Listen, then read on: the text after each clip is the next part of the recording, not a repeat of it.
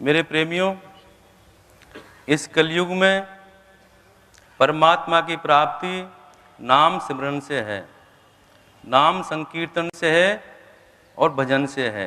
मैं हमेशा हर सत्संग में यही बोलता आया हूँ।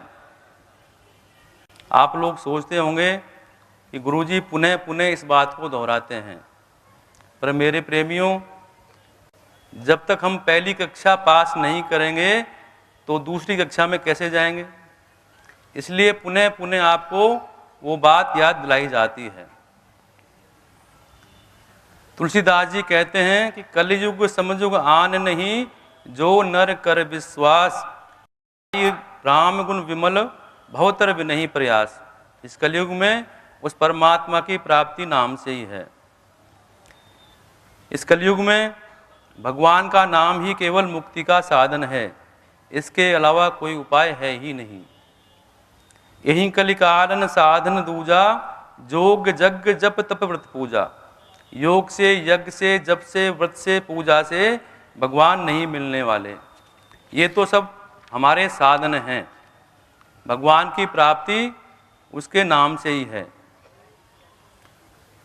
नानक देव जी कहते हैं कि भांग तमाकू छूतरा, उतर जात पर भात, नाम खमीरी नानका, चढ़ी रहे दिन रात। सभी रसायन हम करी, नहीं नाम सम होय, रंचक घट में संकरे, सब तन कंचन होय। तो उस नाम की बड़ी महिमा है। और तुलसीदास जी ने तो यहाँ तक कह दिया कि कहो कहाँ लगे नाम बढ़ाई, रामन सकहीं नाम गुण गाई। परमात्मा भी उस नाम की महिमा का बखान नहीं कर पाए। ध्रुव जी चाहते थे कि वह भी और बच्चों की तरह अपने पिता की गोद में बैठें। नारद जी ने समझाया, उनकी माँ ने समझाया कि बेटा बैठना ही है तो उसकी गोद में बैठो जो सबके पिता हैं, परम पिता हैं, वह श्रीमन नारायण। इसके लिए नारद जी ने ध्रुव जी को मंत्र दिया, ओम नमो भगवते वासुदेवाय। सब जानते हैं कि उसी मंत्र के द्वारा ध्रुव जी ने नारायण से साक्षात्कार किया और भगवान साक्षात प्रकट हुए। कबीर जी भी यही कहते हैं कि चलती चाकी देखकर दिया कबीरा रोए, दो पाटन के बीच में साबुत बचा न कोई। कबीर जी को चलती चक्की देखकर रोना आ गया। तभी वहाँ पर उनका बेटा कमाल आ पहुँचा और वह अपने पिता की स्थिति को समझ गया कि उनके पिता के मन में क्या चल रहा है। वह देखकर हंसने लगा।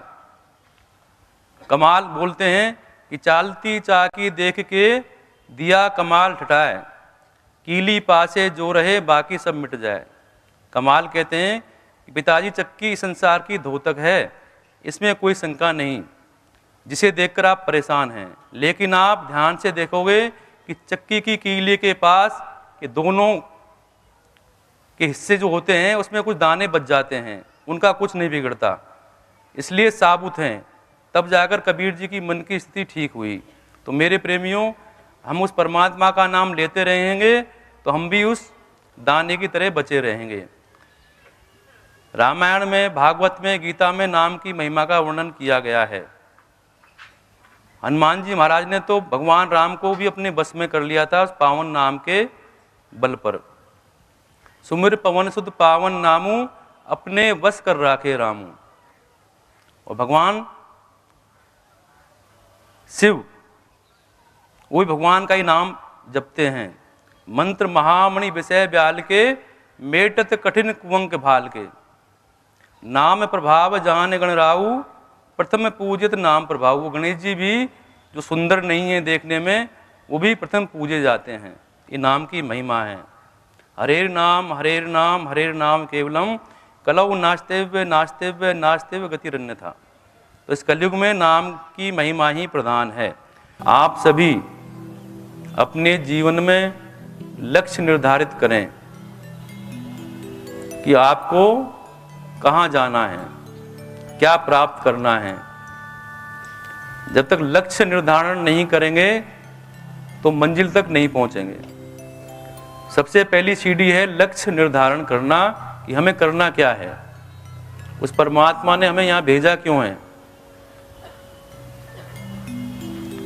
पर हम मेरे प्रेमियों हमारे लक्ष्य से भटक जाते हैं। हम इस भौतिकवाद के संसार को ही सर्वस्व मान लेते हैं कि जो सुख है इस भौतिक संसार में ही है। इस भौतिक संसार के सुख को ही स्वर्ग का सुख मान लेते हैं। मेरे प्रेमियों, ये सुख तो क्षणिक है। मैंने पहले भी आपको बोला कि ये क्षणिक सुख है। थोड़ी देर हमें सुख की पूर्ति होती है तो हमें अच्छा लगता है, फिर वही कहानी। आप 100 रुपये कमाएंगे, आपको 100 रुपये मिल गए, फिर आप कहेंगे कि 200 मिलने चाहिए, फिर वही कहानी। तो इसका कोई अंत नहीं है। परिवार में सुख ढूंढते हैं, सुख चाहते हैं, पर वहाँ भी टेम्परेरी है। कभी परिवार से सुख मिलता है तो कभी दुख मिलता है, वो भी स्थायी नहीं है। हम मृग मरीज का की तरह दौड़ते रहते हैं सुख की चाहत में, पर हमें सुख मिलता नहीं। आपने अनुभव किया होगा अपने जीवन में कि आप हमेशा अपने आप को सुखी महसूस कर ही नहीं सकते। कुछ आपके मन के अनुकूल हो गया तो आपको सुख की अनुभूति हो गई, और मन के प्रतिकूल हो गया तो आपको दुख की अनुभूति हो गई। तो सुख और दुख जो हैं दोनों जीवन के साथ चलते रहते हैं, ये दोनों ही स्थायी नहीं है। दुख भी स्थायी नहीं है और ना सुख स्थायी है। और भागवत में तो इस भूलोक को दुखालय कहा है। ये भूलोक है, ये दुखों का घर है। तो मेरे प्रेमियों, दुखों के घर में आने के बाद तो दुख मिलना स्वाभाविक है। जितने कर्म हमने किए हैं उनका भुगतान तो हमें इसी भूमि पर करना पड़ेगा, यहीं भोगना पड़ेगा। ये भोग भूमि है। तो मेरे प्रेमी, आप विचार करें कि हम वही कर रहे हैं जो अन्य योनियां भी कर रही हैं। अन्य योनियों में और हम में कोई अंतर, विशेष अंतर नहीं है। सारे कार्य जो मनुष्य करता है वो जानवर भी करता है। बच्चे पैदा जानवर भी करता है, मनुष्य भी कर रहा है। सोने के लिए ठिकाना जानवर को भी चाहिए, पशु पक्षियों को भी चाहिए, मनुष्य को भी चाहिए। उनको भी भय लगता है, मनुष्य को भी भय लगता है। उनके जीवन में सुख दुख का अनुभव वो लोग करते हैं, हम भी करते हैं। वो भी सोते हैं, हम भी सोते हैं। वो भी खाना खाते हैं, हम भी खाते हैं। तो मेरे प्रेमियों, सभी काम तो वही हैं जो पशुओं का है। तो मनुष्य में विशेष क्या है? कुछ तो विशेष दिया है भगवान ने, वो है कर्म करने की शक्ति, विवेक। वो मनुष्य में है और योनियों में नहीं है। आहार निद्रा भय मैथुन च सामान्य मेतत् पशु भी नराणाम धर्मो ही तेसाम धिको विशेष धर्मेण हीना पशु भी समाना। तो जिसके अंदर विवेक नहीं है, जो कर्म नहीं कर रहा है, वो पशु के समान है। पशु में और उसमें कोई अंतर नहीं। एक भगत भगवान जी प्राणी के नाहि मन जैसे सुकर स्वान नानक मानव ताहि तन। ये मनुष्य का तन प्राप्त करके हमने वही कार्य किए जो पशु पक्षी कर रहे हैं, तो इसमें फायदा क्या? फिर तुम समान हो गए। उनसे हटकर हमें कार्य करना है, वो हमारे अंदर शक्ति है। तो हमने अपने जीवन का लक्ष्य जो है सांसारिक वासनाओं को बना रखा है। आप भी इस चीज को महसूस करते होंगे कि आपने अपने जीवन में क्या लक्ष्य निर्धारण किया है।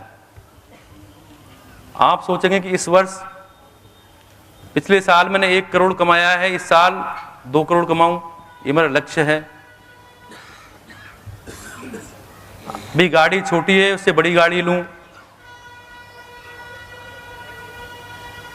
जो भी ये सब सोचते हैं, जो वास्तविक लक्ष्य है परमात्मा की प्राप्ति का, उसकी ओर कोई ध्यान नहीं देता। देखो, पैसा कमाना कोई बुरी बात नहीं है। पैसा कमाना बुरी बात नहीं है। पैसा कमाना चाहिए, खूब कमाना चाहिए। कई शास्त्रों में नहीं लिखा कि पैसा नहीं कमाओ। शास्त्रों में यह भी नहीं लिखा कि आप गृहस्थ का पालन नहीं करो, अच्छा पहनो, अच्छा खाओ। सबकी परमिशन है, पर साथ में इतनी सी बात है कि हम परमात्मा की प्राप्ति के लिए भी कुछ साधन करें। उस लक्ष्य के साथ एक ये लक्ष्य भी हमारा होना चाहिए, दोनों साथ साथ चलने चाहिए। संसार में हमें फंसना नहीं है, संसार में रहना है पर फंसना नहीं है। हमने भौतिकवाद के सपने अपने मन में संजो लिए हैं, उस परमात्मा को हम भूल गए हैं जो सर्वोपरि हैं, जो सबके पिता हैं, परम पिता हैं, हमें जन्म देने वाले हैं और हम पर कृपा करने वाले हैं। उस पर हमें विश्वास नहीं। अजीब विडंबना है, जो परम पिता परमेश्वर हैं, जो सत्य हैं, उन पर हमें विश्वास नहीं। और संसार के झूठे जो रिश्ते हैं, नाते हैं, दोस्त हैं, मिलने वाले हैं, उन पर हमें विश्वास है। भगवान पे विश्वास नहीं। होगा नहीं होगा, भगवान सुन रहे हैं नहीं सुन रहे हैं, अजी कुछ हुआ ही नहीं, मैंने तो भगवान से प्रार्थना करी थी, तो हमारे मन में भगवान के लिए विश्वास है ही नहीं। और जो झूठे रिश्ते हैं उन पर हमने विश्वास जमा लिया है। और मेरे प्रेमियों, वहाँ से तो धोखा ही मिलना है।